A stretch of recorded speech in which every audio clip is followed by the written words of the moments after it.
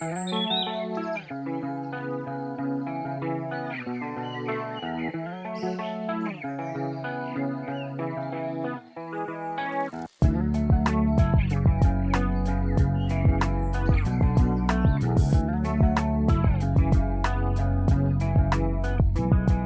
le cadre du projet Climaf, on s'est intéressé à l'impact des arbres et des haies sur la biodiversité jugée utile en parcelles céréalières. On a mis en place plusieurs dispositifs dans des parcelles conduites soit en agroforesterie intraparcellaire, c'est-à-dire avec des alignements d'arbres dans les parcelles céréalières, ou bien dans des parcelles céréalières avec des haies plus vieilles, donc plus matures. L'objectif était de voir en quoi la présence des arbres influence l'abondance et la diversité de certains auxiliaires, avec l'idée qu'il existe un gradient d'abondance depuis la ligne d'arbre. La Chambre d'agriculture des Bouches-du-Rhône et le GRCIVAM-PACA ont mis en place plusieurs outils sur les parcelles pour mesurer tout ça. Donc d'une part, des suivis réalisés dans le cadre de l'Observatoire agricole de la biodiversité, notamment des planches à invertébrés et des nichoirs à abeilles, des capteurs d'enregistrement des ultrasons des chauves-souris pour mesurer à la fois l'abondance mais aussi aller jusqu'à certaines espèces dans l'identification. Et enfin des pots barbeurs qui sont des pots en plastique qu'on laisse à la surface du sol dans lesquels on piège les arthropodes qui tombent avec un petit mélange d'eau et de savon. C'est la 5e année que le GRCIVAM réalise ses suivis sur les pots barbeurs avec l'idée de mesurer l'abondance et la diversité de certaines espèces spécifiques que sont les carabes, les araignées et les staphylins. La plantation d'arbres, c'était une envie, puis surtout une recherche vers plus d'efficience du système agricole, quoi. Et sur la parcelle sur laquelle j'avais décidé de planter, c'était pour un peu briser cette grande plaine céréalière qui était vraiment sans arbres, quoi, nue, quoi. Il y a 6 haies. La première est interparcellaire, c'est celle qui est côté vent dominant l'été. Et les 5 suivantes sont intercalées par rapport au passage d'enrouleur. J'ai bonne espérance que les haies puissent m'apporter une régulation des campagnols et des limaces qui développent assez facilement un système de semi-direct sous couvert. Donc avoir des corridors pour faire évoluer les renards et les rapaces. L'idée de base, elle est partie il y a déjà une quinzaine, une vingtaine d'années, même aujourd'hui.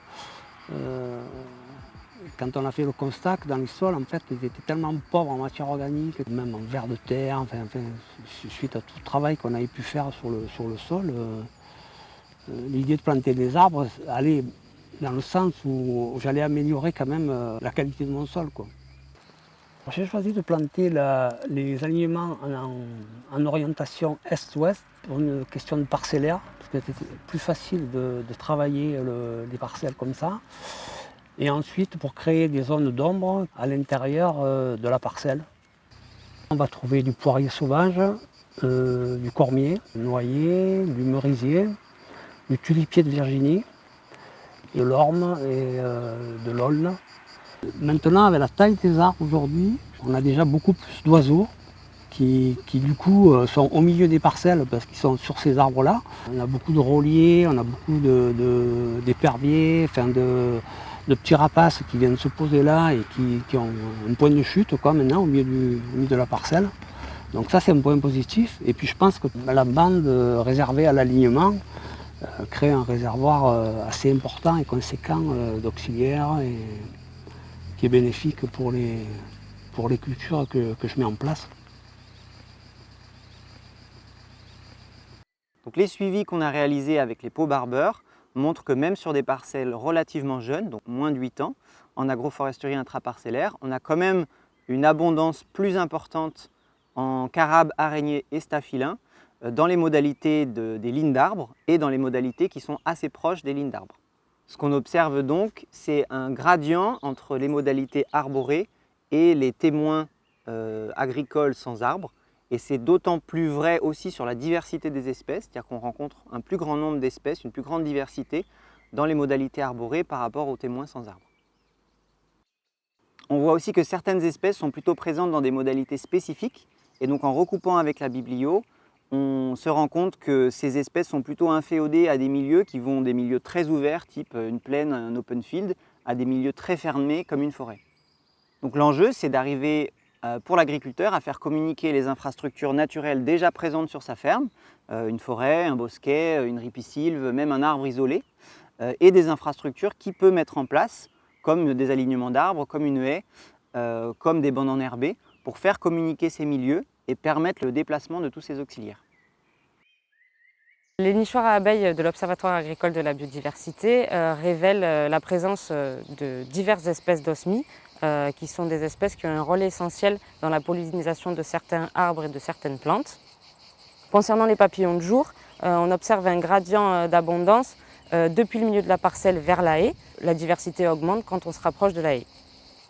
En plus des nichoirs à abeilles et des papillons de jour, on va s'intéresser à des espèces comme les cirfes, les chrysopes et d'autres auxiliaires qui sont plus difficiles à observer et qui vont par exemple consommer des pucerons, mais qui nécessitent la présence de fleurs au stade adulte, fleurs qui sont potentiellement présentes au sein des haies et au sein des bordures de champs.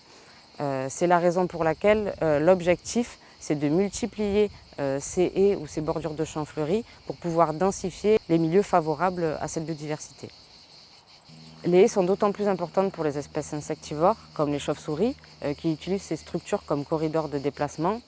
Cela dit, on observe également des chauves-souris à l'intérieur des parcelles lorsqu'on installe des enregistreurs à l'intérieur de la parcelle et en bordure de la haie. On compte jusqu'à 400 contacts à l'intérieur de la parcelle. À titre d'exemple, les pipistrelles de cul sont plus présentes à l'intérieur de la parcelle et les pipistrelles communes sont davantage présentes en bordure de la haie. Les travaux menés dans le projet CLIMAF, ils donnent plutôt un aperçu de la biodiversité présente sur les parcelles. Un travail de recherche supplémentaire serait évidemment de s'intéresser aux questions de régulation, c'est-à-dire en quoi la présence de carabes supplémentaires, d'araignées supplémentaires ou de prédateurs généralistes en plus dans les parcelles grâce aux arbres va vraiment impacter la régulation des ravageurs qui y sont présents, comme les limaces ou comme les pucerons par exemple.